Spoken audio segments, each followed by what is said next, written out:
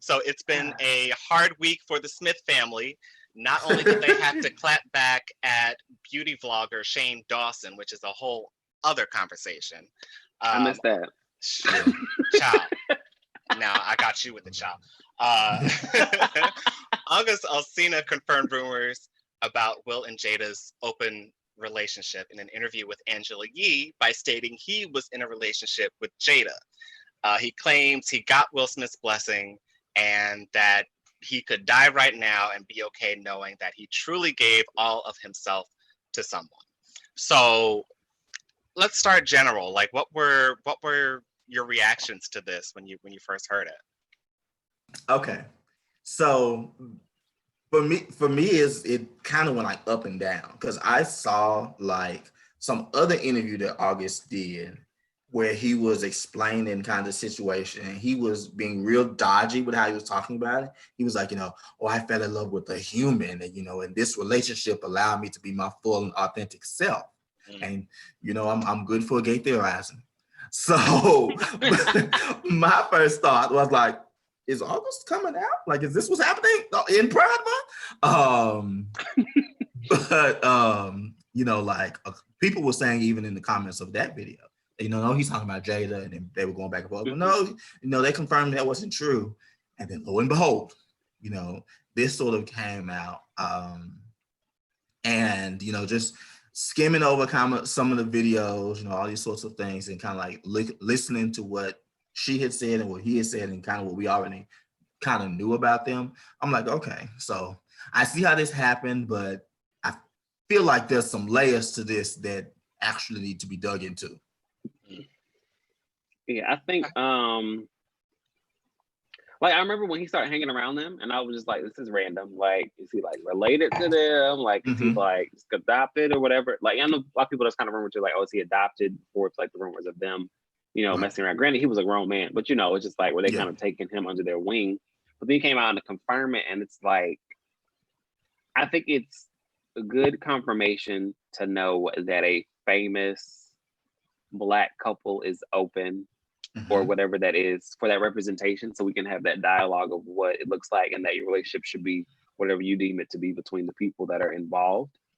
But then it also, though, is kind of like, since he's opened that door, now we have to have them talk about it because they've never been open. But it's like with him opening that door, now we need you to kind of spearhead that dialogue as well, kind of a thing. Yeah. So that's why I would like to hear from them, which I don't think we will.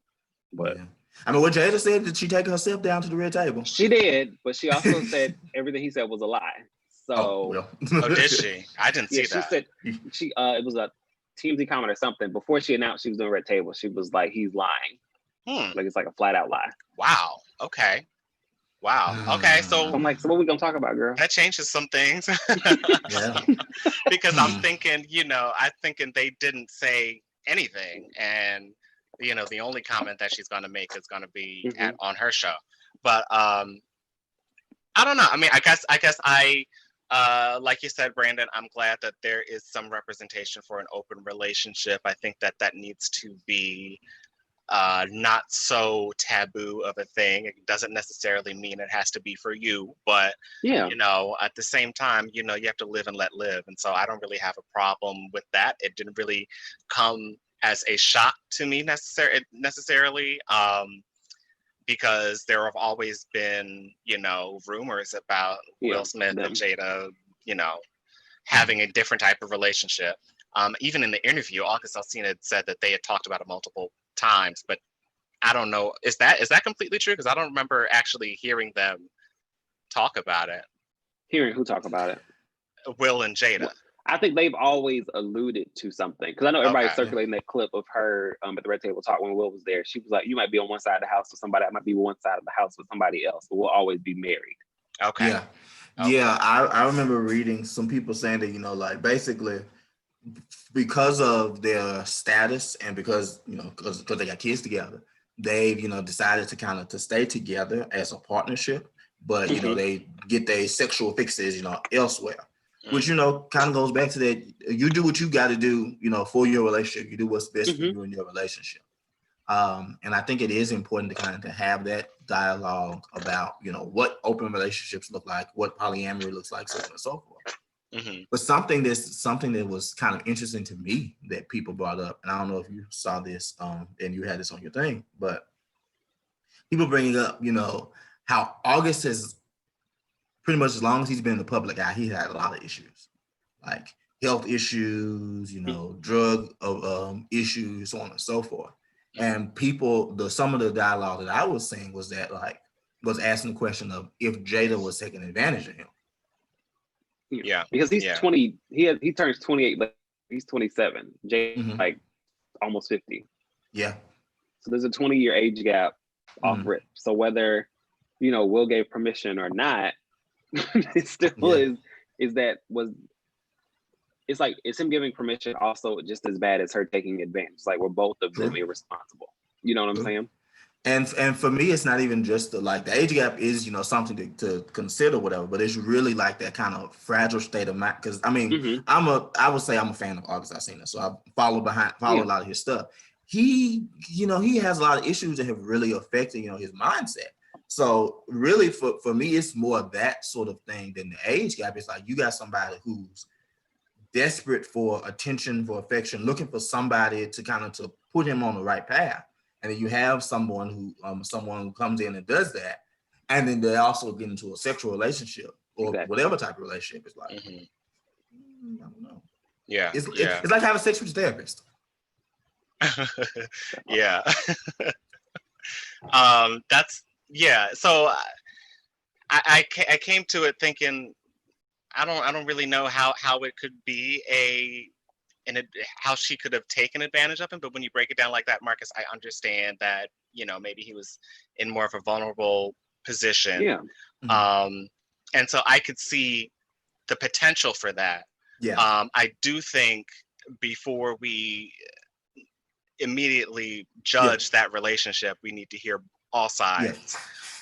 So, you know, I'm interested to see what do you think, even with a age gap that wide at like that age of him of like 22 and her like 42, that's not.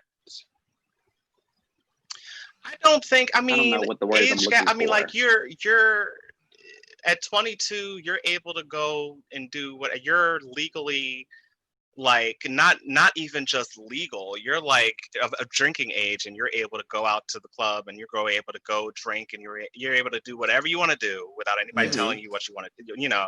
So there really aren't any restrictions at that point. I mean, you could make the argument that your brain is not really completely developed until you're 35. But well, no, not that far developed. I'm just saying, like, the sense of like, I just think of like you being 21, 22, you're so unsure of everything. As much as you think you know, you really don't know. And you continue to grow and learn, and then you're like, oh, what the hell was I doing at 21, 22? You know? And so I'm just thinking of it like that, aside from all of his issues, that definitely compounds on the age. But it's just like, I don't know, that's wild to me. I hear you. I was gonna say I see what you say, and I do think that that's a factor. I guess for me, it's just not the primary factor, if that makes sense. That makes sense. Because like I definitely can see, because what was I doing at 21, 22? Like, you know, I definitely can see, you know, you making poor decisions and you being willing to like to kind of accept different things. But I do think that at that age, even though you're naive, I think you have a bit more of a footing to stand on to where you can kind of make some decisions. They may not always be good ones, but you can make better decisions. But when you add in like all of his issues, I think that really kind of takes all that away. So I think that, I think that if it was just the age gap, I would still have an issue, but not as much. But because it's the age gap and all of his issues on top of it, it's like, and but at the same time, I'm not full blown going saying, oh, she did it, she took advantage of him, Will did too. I'm not going that far, but I think it is an interesting sort of observation to make. Yeah. It was interesting watching the interview. I didn't watch the whole thing, but I did I did. It was long, so I watched Long. the beginning up to and like a little bit past that section of it, and my feelings of it being so, you know, juicy or whatever, it kind of changed because it was a very sincere kind of interview, and hopefully people will treat it as such, because from what I can tell, August Alsina is a good guy. Yeah. You know, he's very he's just very heartfelt in everything that he talks about. So, you know, it'll be interesting to see what happens with this story. But I also want to ask you guys, like, would you be in an open relationship? Marcus? You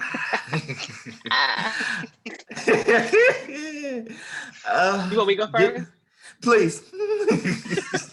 I always said and do say no. It's not necessarily something that I can see myself being comfortable with. I kind of enjoy a bit of selfishness, territorial, and that being reciprocated.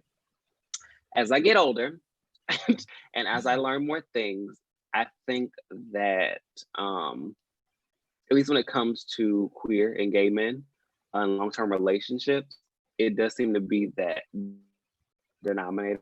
Some point in time there was a level of openness, and open definitely varies from there being a third party with both of us, so we both doing our own thing, we both do our own thing often or whatever that is, but there is a level, or even, you know, and I think also to relationships, you grow and you change. So maybe you're monogamous for the first 5 years, then you're open for 2, then back to monogamy or whatever it is, you know, you kind of make those rules for yourselves. So I think that with the right person, we can have that kind of conversation. So that was like, for us, I'm not totally closed off, but it's not something that I'm seeking or that I necessarily want. It kind of feels like a necessary evil, for lack of a better term. Yeah. I kind of agree with that. Like, not necessarily something that I'm looking for. I never say never, but you know, you never know. But at the same time, you know, my current mindset, that's not necessarily something I want, but who knows, you know.